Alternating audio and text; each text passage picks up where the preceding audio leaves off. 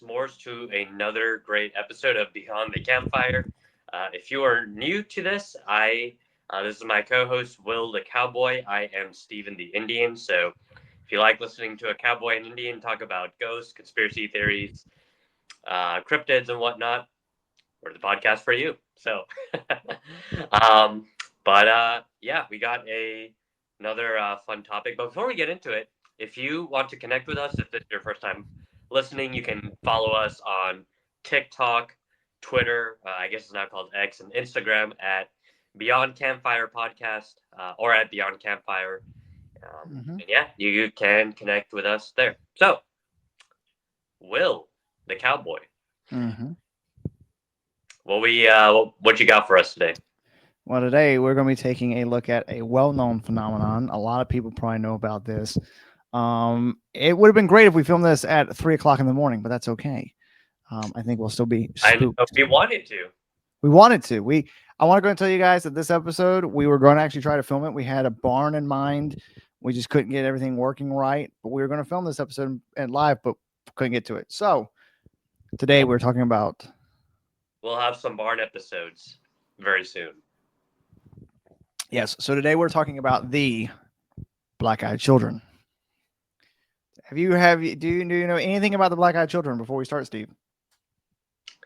You and me have talked about it a little bit, I feel like, on a long 2 a.m. car ride to Woods or to Waffle House. Yeah, I mean, as the name suggests, it's children with black eyes. I'm sure there's a lot. It's pretty straightforward. Pretty straightforward. So, they, as Stephen did say, they are children. So imagine you're just standing there driving down the right side of the road. Okay. And something might happen to your vehicle, or you might happen to see a child hitchhiking. They could be between the ages of 6 and 16. Their attire could look outdated. They might have gray or sort of palish skin. And when you look at their eyes, there's nothing. Just black void, just where their eyes should be. Wow. Me after a breakup. No, I'm just kidding. So yeah, they not only do they won't just appear like when you're driving down the side of the road and see a hitchhiker. You might also hear a knock at your door, and you go to open up the door, and there are these children standing there. Yeah, and you don't want to let them in. Okay, because they'll ask to come inside. Sometimes they want to use your phone for call for help, or if they're hitchhiking, they might say like, "I need to use your phone," or "Can you give me a ride? I need help." That's a bad thing. You don't want to do this, right? Because vampires can't come into your house unless you invite them in. Well, we're going to get to the theories of what these children could be. Oh, okay. Vampires is one of the theories. There we go. So yeah, if you let them in, bad things happen. It's just no bueno. There was a story I read. I didn't write it down, of an encounter. We might actually get to it where somebody did let these black-eyed children in, and it was no bueno. No bueno. No queso. No dinero. No nothing. No all the things. De nada or nada. I mean, this is a pretty straightforward episode. Children, black eyes. Don't let them in. Might kill you. I got a quick question. When we say black-eyed children, are we talking about like just the irises? The whole eye, Steven. The whole eye is black. The whole eye is black. Wow. So okay, gotcha. All right. So just imagine that, like knocking on your door, and then in a very eerie voice being like, "Steven, we want to use your phone."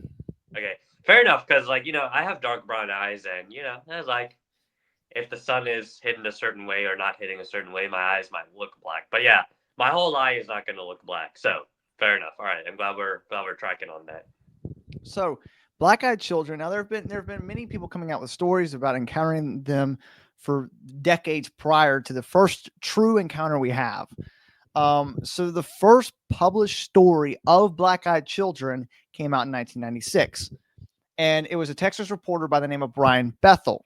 Okay. So he was sitting out in a parking lot, and he's writing a check. Okay. And it was for a cable bill he had coming up. And the reason why he was sitting in the parking lot writing out this check was because he just finished a late night shift. And so he was just sitting there, just trying to write out the check. When these teenagers basically approached his car and they were wanting a ride to a mom's, they wanted to ride to one of their friends' mom's house, basically. So they were trying to say that they count this movie. Like, wait, hold on. I'm making sure I'm reading my notes right because I can't read my notes sometimes.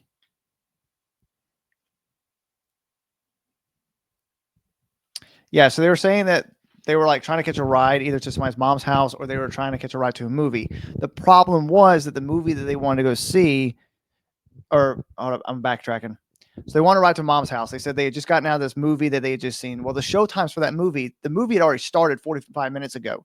So if they were really leaving the movie, you see what I'm saying? It wasn't just adding up. Their stories were not adding up. And then on top of that, not only were these children looking like teenagers, they sounded like they were 30. So it's going to be like a 9-year-old kid sound like, "Hey man, can I call my mom's?" Can I call mom? Hey, can you give me a ride to my mom's house? So Brian didn't notice the strangest thing about them just yet, but when he did, that was that he saw that their eyes were black, completely void. So the whole white part of your eye and the iris and everything just black. And he got creeped out, sped away, and when he looked in the rear view mirror, they were gone. Poof. Very, very freaky indeed. So Where'd they go? We don't know. So this episode, like I said, is a lot straightforward because, you know, it's in the name, it's what they do. But here's some. How many of them are there? So sometimes, all the time, there's usually two. However, sometimes there can be more than two, but it's usually like a boy and a girl that appear for some cases. Okay. So I'm going to run through the theories right quick, and then we're going to get into some encounters and even Stephen and I's ChatGPT story about our encounter.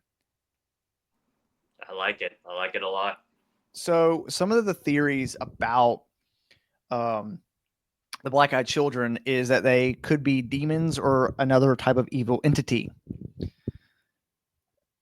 So the theory states black-eyed children are believed by some to be malevolent supernatural beings, such as demons who appear in the form of children to evoke a sense of innocence and trust before revealing their dark nature. The supporting idea is that demons must be invited in, a theme common in vampire folklore that mirrors the behavior of the black-eyed children, like Stephen stated earlier, who always have to ask to be let in. The overwhelming sense of dread and fear. So I forgot to mention that when people see them at their door, it's not like you just happen to see these kids and you're like, oh, what are these kids doing here? You know, oh my gosh, I got black eyes. You have this, like, just before you even notice their eyes, you have this full on overpowering sense of fear for them and of dread. And a lot of times when you see them and they're like, can we use your phone or whatever? Something in your mind tells you not to open the door, but to let them in. But for some reason, you can't control yourself. And sometimes you have to like fight yourself not to open the door. Huh. So there's something magnetic about them. Right. Like. There's something off. So because of that dread. I'll ask this. Is it a natural thing of like, oh, these poor kids, I want to help them, or would you say it's something even more than that? It's from the encounters that I've read and from what I've understood about the black-eyed children, the thing about them is like when they come up to, you know, and we'll learn about this in our ChatGPT story because it kind of goes over that a little bit more. But when you first see these black-eyed children, it's just there's this immediate wash over you of just something's not right. That fight or flight sense, you know, like there's the uncanny valley, like for example, right, where you just for some reason, like even though they look innocent and they're children, something in your mind is just telling you this isn't right. You've got to run. But then there's also this feeling like when they're like, can we come in? Can we come in? And you're trying to like, no, get off my porch. there's just this feeling of like, I've got to open the door, even though you're terrified beyond your wits. Right.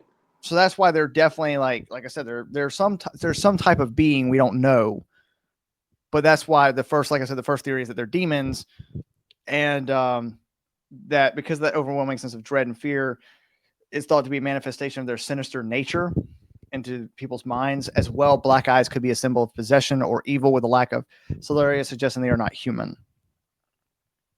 Okay. Very, very interesting indeed. Mm-hmm. We got about, I'm trying to see how many we have. We have about eight Yeah. stories Oh, or eight theories. Eight theories. oh, theories. Okay. So kind of going off the demon theory. One of the theories is that they're vampires. Mm.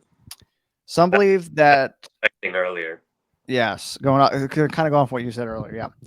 So some believe that the black-eyed children could be a form of a vampire based on their need for an invitation to enter a home and their unnatural appearance. So the reason why is because vampires in many myths are said to require an invitation to enter a person's home, which kind of mirrors the whole, can we come in and use your phone? Can we get a ride? Can we, you know what I mean? Like having to get in. Apparently, their black eyes and cold demeanor resemble the appearance of creatures who are not fully human. They may be seeking shelter or a way to feed, similar to how vampires often prey on humans for food. Some of the stories we'll get into, like, and when we get into encounters, that's when you can kind of think about who you think the black-eyed children are. So thoughts on that? Like, I mean, could be vampires. Yeah, Could I be mean, Twilight. thing of they need permission to come into your house before they can actually come into your house, and so yeah, I mean, if they can't do that, it's actually funny. You know, a lot of you know I'm in law school, but like, it's police cannot enter your home unless they either have a warrant or you have let them in, and so The black-eyed children are the police. there you go, guys. So you know, be careful who you invite into your home because it might not always go the way you expect it to. So. Mm-hmm. So, theory number 3, our favorite theory. Aliens? Aliens. They are aliens or extraterrestrials. There you go. Hey, you know, I mean, when you think of the aliens, you think of these green guys with black eyes. So, I mean, hey, who's not to say, right? Yeah. So, some theories suggest that black-eyed children are extraterrestrial beings or interdimensional entities. It's not just from space; they could be in a fourth dimension, who appear as children with black eyes to conceal their true alien nature. The support for this theory is that black-eyed children are sometimes associated with other UFO or alien phenomenon, with encounters often occurring in remote, isolated places or at night, similar to many reports of alien abductions. So yeah, I could get a knock on the door from the black-eyed children because I live out in the middle of nowhere. Would I get a knock on the door in downtown Atlanta? Maybe. You need to live in a trailer park. Ah, I see. Mm-hmm. Yeah, we have some of those around here. So. Their strange behavior and unsettling presence are sometimes compared to the stereotypical traits of extraterrestrials: emotionless, unnerving, and seemingly not human. The black eyes could symbolize their alien or inhuman nature, a common feature in stories of greys or other extraterrestrial beings, as Stephen so pointed out.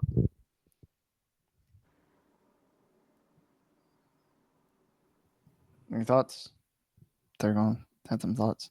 Yeah, I mean, you know, I usually with the alien theories want to see a lot of evidence, but I mean, you know, hey, who knows, right? So.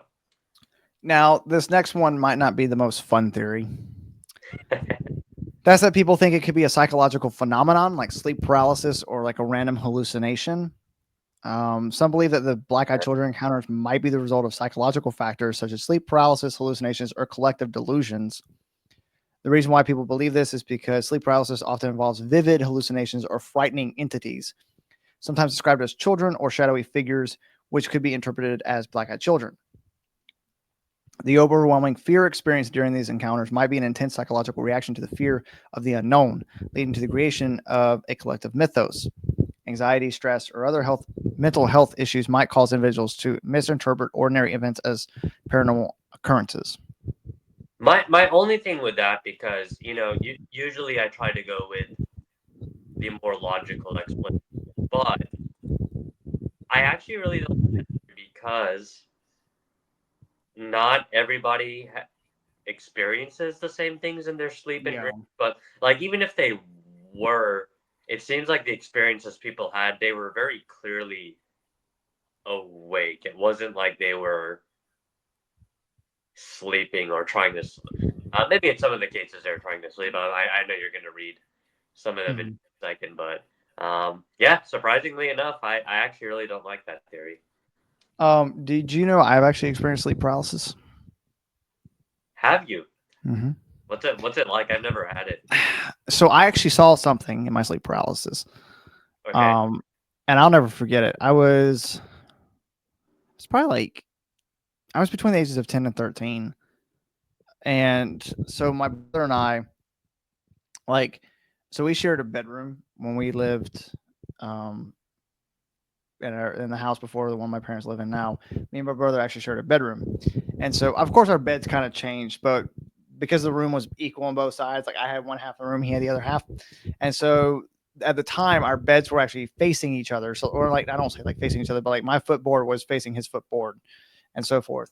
So I was asleep in my bed and I just remember waking up and I couldn't move my body. Like I just, as much as I tried, I just couldn't move.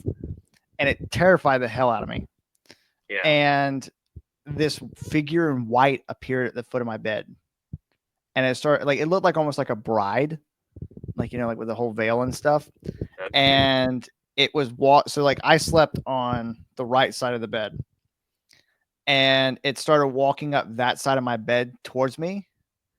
And no matter how much I tried, I couldn't scream. I couldn't move. I couldn't do anything. And I couldn't even close my eyes. Like I tried as hard as I could and I I was couldn't. just gonna say, I was like, could you at least close your eyes? No, I couldn't. But you could. And this thing kind of got closer to me and it started pulling back a veil almost like it was wanting to show its face. And I didn't want to look. And I was terrified. And then I woke up and it was gone. And I was like, I hate this. Wow. Yeah. No, It's that not fun.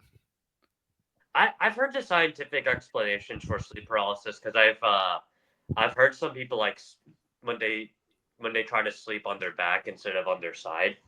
They said sometimes back sleeping can cause sleep paralysis. Um, but yeah, I mean, basically, from what I've heard, it's your body hasn't fully fallen asleep, but it hasn't fully woken up yet either. Mm-hmm. Because You're you're kind of in between.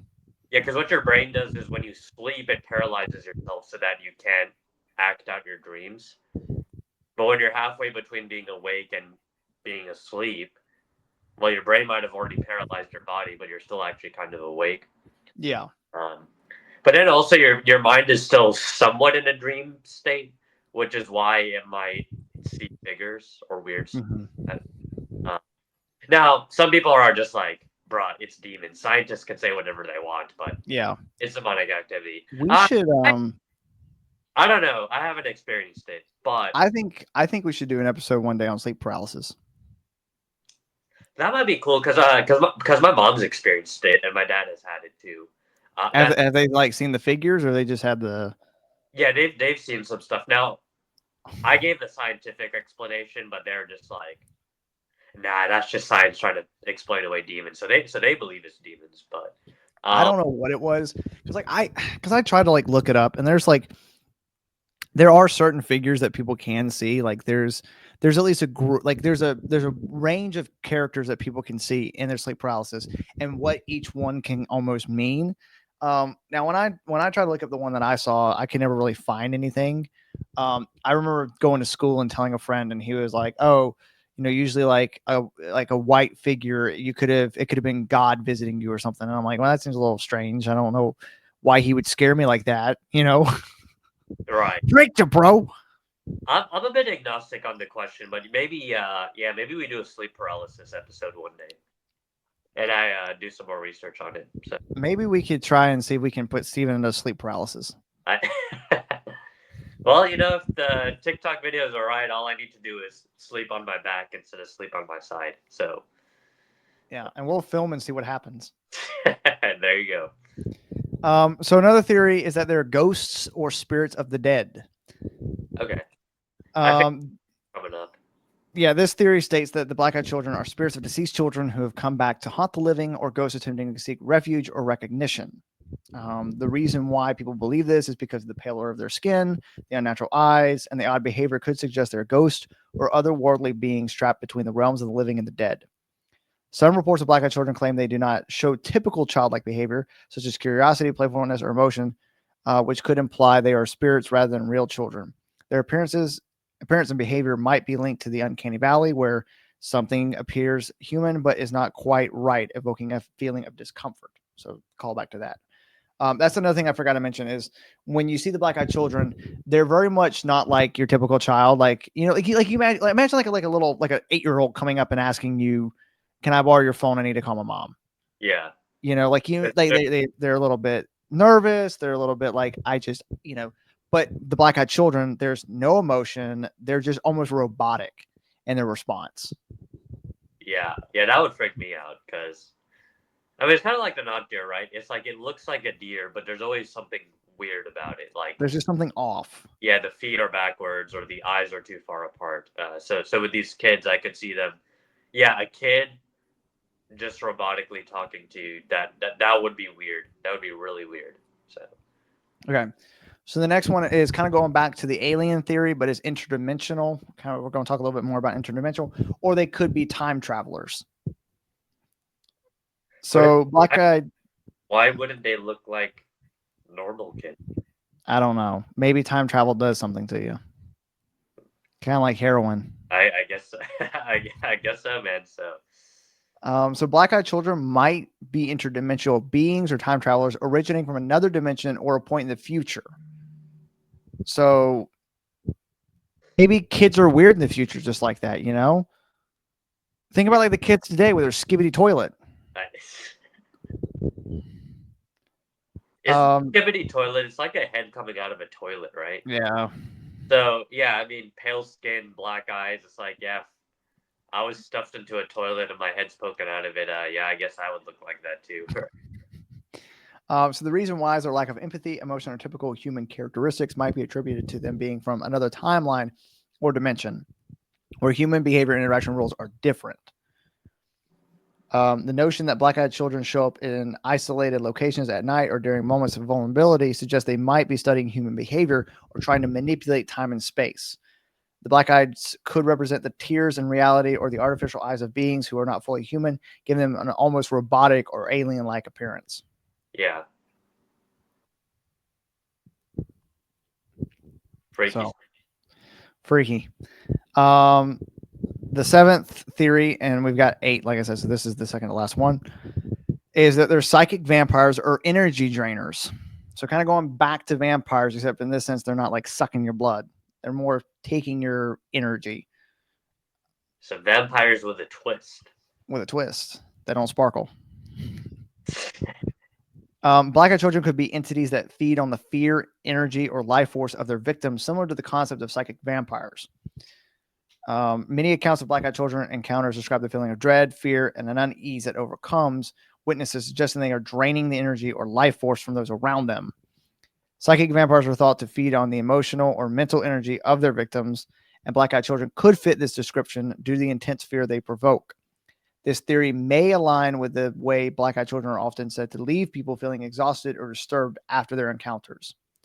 One theory we're going to get into, or one thing I'm going to say right now, is a lot of people also, like it happens in our ChatGPT story, is a lot of times people will witness the black-eyed children. Like let's say tonight at 7:00 you got a knock on the door. You answer it, it's the black-eyed children. Yeah. After your encounter with them, what feels like 5 minutes, you might look at your clock and it's like now 10:00 at night. Oh wow! Some people have experienced loss of time. Maybe that's why there's a little bit of the time traveler theory. Could be. I don't know. Yeah. So the last one is that it's an urban legend or just a regular old hoax. Finally, many people believe that it's not the funnest theory. Many people believe that the black-eyed children are purely a modern urban legend or hoax created through internet stories and sharing experiences. The reason why is because the phenomenon could be explained as a form of social contagion, where one person's story inspires others to fabricate similar encounters, reinforcing the myth. the internet has played a significant role in spreading paranormal folklore. Black-eyed children might simply be a modern version of older myths about ghostly children or other creepy entities. The consistency of black-eyed children reports, including description of their appearances and behavior, could be the result of the collective influence of stories rather than any genuine paranormal experiences. Nate. So there you go. So I've got one story, one person's story, and then I've got a website that's got a bunch of different encounters that I'll kind of skim through because there's 16 of them, and I'm not going to go through all 16. But and then we've got ours. But before we get to that, you have any thoughts about the black-eyed children? Anything I need to go explain or? I think that about covers it. Yeah, let's roll through these stories and then All right. ChatGPT. So the first story I got is from Quora, and it's from Sandeep Singh, and she writes, "It almost felt like a dream. I woke up to my dog Lucy barking. She was upright on the bed where my husband and I were sleeping with our 22-month-old daughter. Staring at our door like an unknown stranger was out there rummaging around. I thought she was just freaking out over a house noise. We only had her for 3 months and she was still a puppy. It could have been anything. Our roommate, a creak from the house settling, the awnings moving outside in the breeze. I wasn't too concerned initially. I decided the best bet would be to open the door and show her nothing was there. It sounds a bit silly, but it's what we do with our daughter when she gets scared, and I figured it should work with a puppy too. I opened the door and she raced to the front. I opened the door and she raced to the front door. She stood there, snarling at the door. It was an angry, violent snarl or a violent growl when I'd never heard her make before. I looked groggily at her and opened the baby gate blocking the doorway, planning to open the door and show her everything was okay. The second my hand reached for the deadbolt, Lucy went wild. She started barking and jumped toward me, and when I touched the metal, she suddenly changed her temper. She whimpered, almost like she was afraid and backing down. As her mannerisms changed, so did mine. I wasn't calm anymore. My heart was racing and sinking at the same time. I'd been flooded with a mixture of fear and dread. I looked through the peephole. I can't explain why I looked, but I did. Outside were two kids. One was just a smidgen shorter than me and didn't look much younger. I'm 21, and she looked to be 16 or 17. She was slender and pale. Her hair was a light shade of honey blonde, and she wore it long, about mid-back, with long, thin, blunt bangs in the front that covered most of her eyes. She wore jeans, a light wash that's popular right now, and a thin-looking olive-colored pullover-style hoodie. She held the hand of a small girl, who looked to be around 3 or 4, in the same style jeans and a button-down ivory cardigan. The smaller one looked at the floor shyly, but had the same shade of hair tied back in a ponytail. She held a stuffed toy under her free arm, and it was identical to one my daughter has, as with their style of dress. Had it not been for the feeling of overwhelming dread and fear, I probably would have asked these children in and given them some tea or hot chocolate to get them out of the bitter cold. Something about them seemed off. At this point, I hadn't made any noise. I hadn't shushed the dog or grumbled. Nothing. I hadn't turned on any lights. These kids had no indicators I was at the door. The older one spoke. She had a voice that was mature, confident, strong, and accentless. She held her head tilted downward, and I couldn't see her eyes. She said, "We have to use your phone." I stood frozen in fear. How did she know I was there? She raised her head to face me directly, and that was when I saw her eyes. There's a reason I couldn't see them through her bangs before. They were black, or midnight blue, or dark, dark purple. They were otherworldly. She said, "Our mother is worried." As someone who has always been interested in creepy stories, I knew what she was the second she looked at me through the door. I have never been one to believe in these things. As a staunch atheist and skeptic when it comes to the paranormal, I had written off many a ghost story from friends and family members eager to tell their tale. Didn't believe it. Still, I couldn't rationalize my way out of this. I was standing with nothing but a thin wooden door between me and a black eyed kid. There was no questioning what was right in front of me. I did not answer her. Slowly and silently, I backed away from the door. Lucy still cowering at my ankles. She kept talking. Just let us in to use your phone. I took another step back, and with that step, the tone changed. At first, she seemed polite. This is where I'm going to go ahead and interject right quick. A lot of people who have encountered black eyed children, they kind of start off being nice, and then they kind of get really like angry, and it can get bad.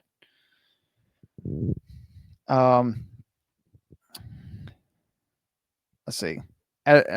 She became, when I took that second step back, she became commanding, almost hostile. We're not going to hurt you. If we wanted to do that, we would have broken in. I'll ask again. May we come in and use your phone?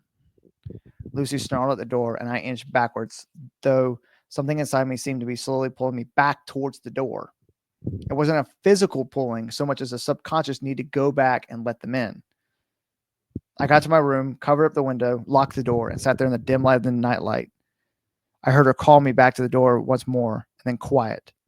I didn't go back to sleep that night, and I haven't slept right since. I know from reading about that the black-eyed children can't just come in without permission. I know they haven't hurt anyone, but I still fear I'll be the exception. When I told my husband, he said it was just a dream. He keeps telling me to forget it, but this lingering feeling of sadness, this dread when the house is silent at night, this fear of a knock at the door, this tells me otherwise. Freaky, freaky. Yeah. I think what interested me the most was she said the eyes were either black or midnight blue or dark purple. Mm-hmm. And I thought that was interesting. So, but yeah, that dog was catching on to something. I know. All right, so here I've got. I'm not going to read all these because they're pretty long, but this is from Thought Catalog, where they've got a couple of black-eyed children stories. There's about 16 of them. I'm not going to go through all of them because there's too many. I'll probably choose about 2 of them, and then we'll do our story. So this is actually one where, like I told you, you could see them on the side of the road. This is called the bus encounter. I was riding the bus back home after work. It's about 1 a.m. I'm a security guard and often work odd hours. So I'm sitting there, and this guy gets on, sits across from me. He was wearing a suit, had a briefcase, regular looking guy in his 20s. What struck me about him at first was that he was chewing a cigar, not smoking it. You can't smoke on the bus. So I was just looking at him while he stared out the window and chewed a cigar. And all of a sudden he turned and looked at me. His eyes were pitch black, just as you described. My heart started beating like a mad mother. Yeah. And I felt my gorge rising. I was starting to panic, and I had no idea why. I was just pants shittingly terrified of this guy. Then he grinned at me, and his teeth were all covered in tobacco bits and brown juice. The cigar clamped between them. I almost screamed, but instead I had the presence of mind to just get up and take the seat right behind the driver. I calmed down a bit after that, but I kept an eye on the guy. He ended up chatting with some girl that got on, and they were still talking when I got off. I later convinced myself he was just trolling me, having fun with a pair of contacts. But now I wonder. So that one's weird because that was an adult in his 20s. Yeah. So that might be going like with the whole hoax kind of idea of like this guy's Right. pranking me, like, you know what I mean? Black-eyed adult. So, okay. Cool. All right. So this is the last one, and then we're going to read our story, and then we're going to give our thoughts on the black-eyed children and whether or not we're actually going to go chase these guys. All right. So this one's called Every Story I've Read About Them is from someone who already knew about them. Last night was like any other night. I was switching between listening to music and watching YouTube videos with one headphone in so I can hear my infant daughter if she cries. That way my wife can get a full night's sleep. She works at 4 a.m. at the hospital every day. When I decided to go lay down in the spare bed in the baby's room, just as I dozed off, I heard a thumping coming from the front porch. Startled at first, opened my eyes wide and scanned the room. Realizing it was most likely my cat scratching himself on the front porch, I dozed back off. Then again, the thumping. Damn cat. I got out of bed to run him off the porch, only to see he wasn't there anymore. Now that I was up again, I wasn't the least bit tired. I figured I'll just get some tea and check Facebook while I'm up, maybe finish the web series I was watching on YouTube. A few minutes into the video, I felt the sudden urge to look up at the kitchen window. There they were. The tops of two short statured people's heads cresting the stairs just above my window frame. The people were just short enough to not see in the window, but I could see out. I heard no footsteps on my porch as my stomach turned, but the knock was wait, where I just, sorry. I just lost my place. Oops. The knock was, I heard no footsteps on my porch as my stomach turned, but the knock was a steady hollow thump. The very same thump I had just blamed on my cat. Deciding it was best not to answer, I shut my laptop and crept by the door back to the baby's room.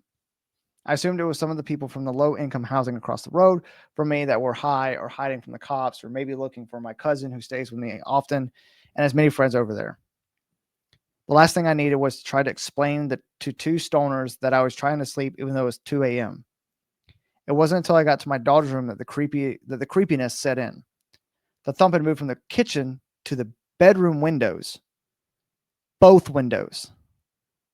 A room apart, thumping in perfect time. These stoners were going to wake up my daughter if I didn't run them off now. Pissed off, I went to the kitchen, unlocked and opened the door, ready to run around to the side of the house and kick some little idiot's ass. It happened then. Standing there looking up at me were two 10 or 11-year-old boys. The feeling of dread and the smell of mold almost made me vomit. The smaller of the two then spoke. May we use your telegraph? Huh? I just stared blankly at these boys, horrified of what I then realized. Their eyes were pitch black. He asked again to use my telegraph. There wasn't a sound to be heard. No crickets chirping, no dogs barking, no cars driving by. Nothing. I tried to play it cool and ignore the fact that he didn't say telephone or phone or cell, anything that would have made any sense of the situation, and calmly replied, I don't have service at my house. Sorry. The expressions on their faces turned to rage as I finished my sentence. Swiftly, I shut the door and locked it as quickly as I could, then stumbled back to protect my daughter. I picked her up from her crib and held her close. The fact that she didn't wake up freaked me out the most, but I managed to gather my senses enough to make sure she was still breathing and warm. Everything seemed okay with her. The thumbing on the windows was back. I dropped to the floor, closest to the wall as I could, and held my little girl in my arms and wept like a child. I felt helpless and afraid. I lay there for what felt like hours and hours, crying and shaking until I heard it. My wife's alarm clock. The thumping stopped the instant the alarm went off, and I crept into the master bedroom with the baby. What's wrong with you? My wife asked. I just had a dream is all I could mutter out. Okay, well, give me the baby so I can feed her before work. I handed my wife the baby, and she fed her like any normal day. I turned on every light in the house and made coffee for her. For some reason, just having her awake calmed my nerves, enough to pretend like nothing happened. I walked her out to the car, nervously with the baby in my arms. I asked her not to leave until I walked back in the house. She was put off by the request, but did so to humor me. Once I was safely in the house, I locked the door again, and in the house I sat horrified until she got home. I insisted we go the next town over and stay the weekend at my brother's house. And here I sit horrified while she sleeps in the guest room with my daughter, wondering why they stopped when the alarm went off. I think I know the answer. I was aware of black-eyed children's. She wasn't. Every story I've read about them is from someone who already knew about them. Maybe, just maybe, knowledge of them existing is the only reason why they visit. I'm afraid, and I'm sorry.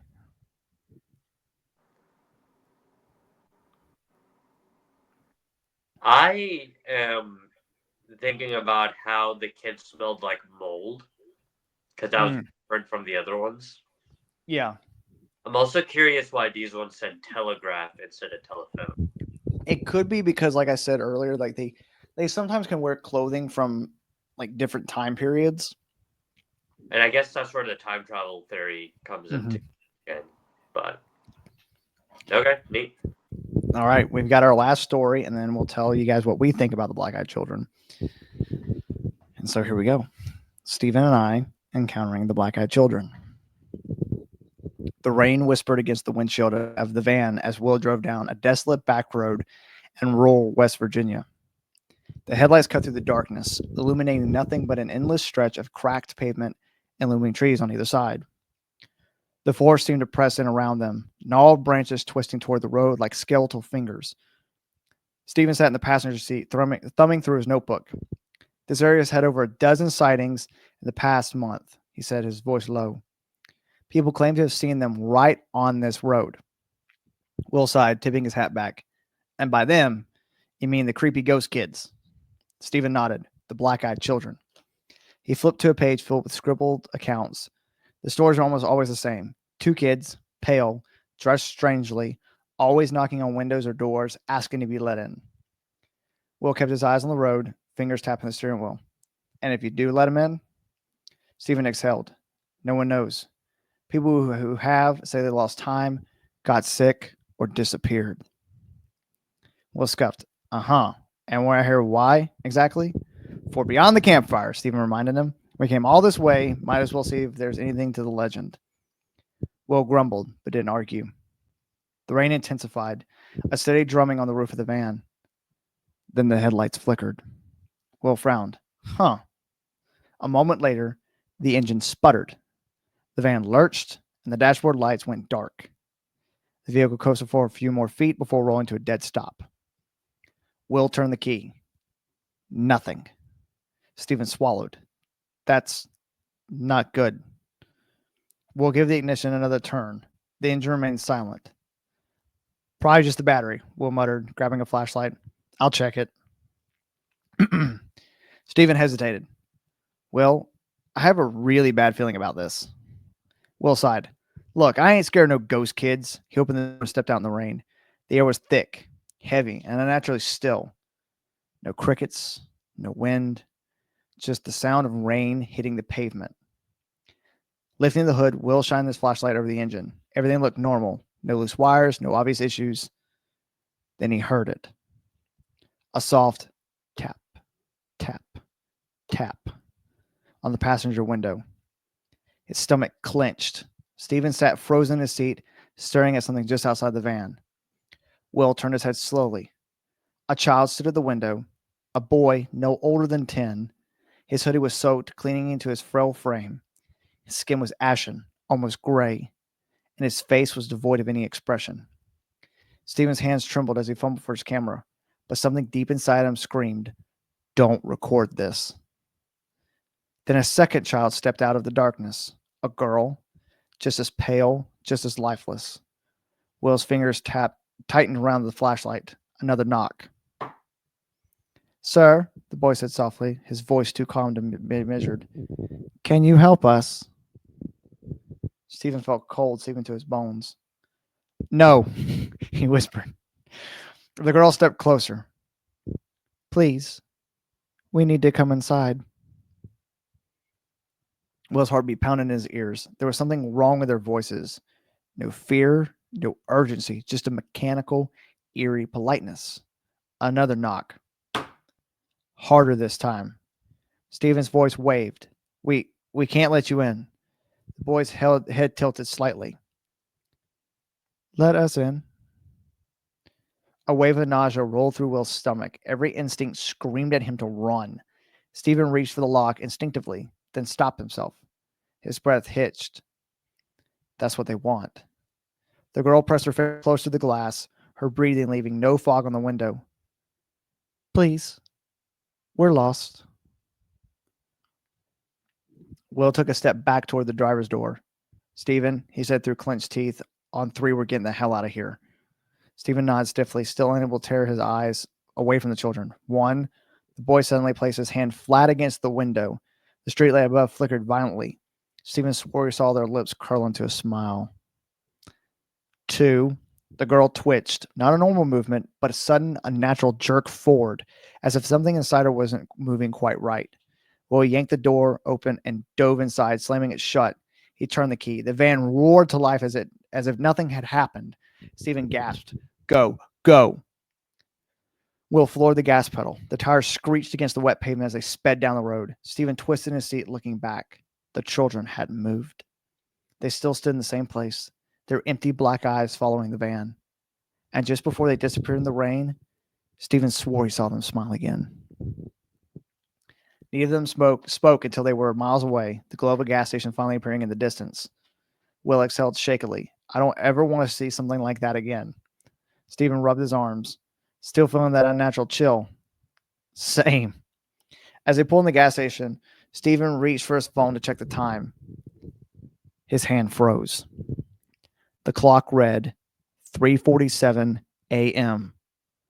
The last time he had checked, which was before the children, it was 1:15 a.m. 2 hours gone. Stephen's voice was barely above a whisper. Will, we lost time. Will stared at him, his grip tightening on the wheel. Neither of them said another word. As they left the gas station behind, neither dared to check the back seat. Wow. Yeah, I mean, I don't know if I'd want to be driving around in a town like that at 1:15 a.m. We weren't even in a town. We were in the middle of the woods. Oh, we were in the woods. Oh, Like we were on a desolate back, like the back country roads of like where I live. We were right. on those back roads like that, and Yeah, no, that's sheesh. what would you even do? Like, I mean, I think we did the right thing in that scenario, but like, what would you do if, like, if we saw these children and then we get to a gas station and we find out we lost 2 hours of time? I mean, what can you do, right? It's just like you acknowledge the time is gone, and you're just glad you didn't open the door, and then you do wonder, man, if I had opened that door, what would have happened? Would Yeah. I would I had my blood sucked out? Would I had my energy sucked out? Like who? So I didn't mention the story, but I have heard one story about a couple that did let the children in. And What they happened? used the phone and they wouldn't leave, and they kept having to persist the children to leave the house. From what I understood, I think the husband got really sick. Three of their cats died. Just like a whole bunch of bad luck sort of stuff happened to him. Gotcha. Gee. So yeah. I guess we'll do which theory we think is true, and then I guess that'll be a wrap on this episode. Yeah. But uh, I'm leaning I'm leaning towards demons, and the reason is I don't know. I mean, even in that last story where that couple does let them in, it doesn't seem like they directly attack you. So the idea that they're feeding on you in some way doesn't seem right. Uh, the time travel stuff is kind of weird, but uh, yeah, I don't know. I mean, if kids were taking the time to time travel, I don't think they would spend their time knocking on people's doors and asking them to use their phone or Yeah. uh the sleep paralysis stuff. I mean, it seems like all these people were clearly awake and doing stuff. So sleep paralysis doesn't seem to make sense to me. So yeah, man, I don't know. It just seems like some kind of demonic activity. Demons just messing with people simply because they can't. So that's my theory. That's my take. To me, I don't think I agree with any theory. It's just there's something flawed with each theory to make it where it's like, you can't do that. So like, for example, with like the demons do sound the most plausible, but it's like, what's the whole point? Like, if I'm a demon, all I'm going to do is I'm going to torment the hell out of you. I'm not going to knock on your door and ask you to use your telephone, Right. or use your telegraph. So Yes. that's the reason why I don't think that. Like the alien theory, I could kind of see. Sleep paralysis, definitely not. I don't think it's a hoax. I do think that this could be something real. I just there's no theory I think I can agree with, and it's just there's just something unnatural about them that I don't know what it could be. They could be something from another dimension. Yeah. Yeah. So Cool, man. yeah, Well, hey, may we never see any of those things in our lifetime, but Well, you know what's funny is that guy said that his wife, for some reason, she never heard the stories like he did. And he's like, well, maybe they're like psychologically linked and they're going to come for you because you know about them. So, Steven, maybe you'll get a knock tonight. And if I do, I'm gonna keep that door shut, man. I'm gonna put on earplugs, put out all this stuff. Try to stomp it out. Not give in to the call of the black-eyed children. Well, that is all I have. Steven, do you have anything else you want to ask me? Any clarifications? Anything before we close out? Nothing that comes to mind. I do wonder a little bit about why sometimes they're as young as like 3 or 4, and sometimes why they're older, like 16 or 17. But I mean, there's variations in age, there's variations in height, there's variations in time periods. So I don't know, man. Who knows what's going on, right? So Who knows? Well, that's all I have, and we appreciate you guys for listening to this episode today. And yeah, don't let them in.